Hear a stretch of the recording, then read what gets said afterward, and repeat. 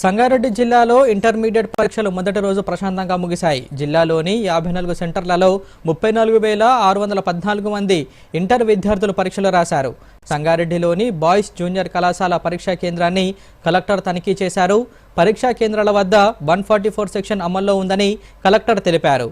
Flying squads, sitting squads పరీక్షా కేంద్రాలను ఎప్పటికప్పుడు పరిశీలిస్తున్నారని వివరించారు. జిల్లా కలెక్టర్ వల్లూరి క్రాంతి దూరదర్శన్తో మాట్లాడుతూ విద్యార్థులకు ఎలాంటి అసౌకర్యం కలగకుండా పరీక్షా కేంద్రాల్లో ఏర్పాటు చేసినట్లు తెలిపారు.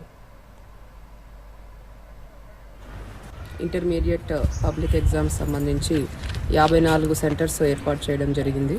మొత్తం 34,614 స్టూడెంట్స్ ఈ ఎగ్జామ్కి అపేర్ అవ్వబోతున్నారు.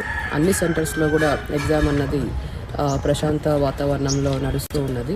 ఫర్నిచర్ కానీ, వాష్రూమ్స్ కానీ, మెడికల్ ఎయిడ్ కానీ, డ్రింకింగ్ వాటర్ ఫెసిలిటీ అన్నీ కూడా ఏర్పాటు చేయడం జరిగింది. Flying squads, sitting squads, police security అన్నీ కూడా ఏర్పాటు చేసి ఎగ్జామ్ సజావుగా సాగే విధంగా అన్ని ఏర్పాట్లు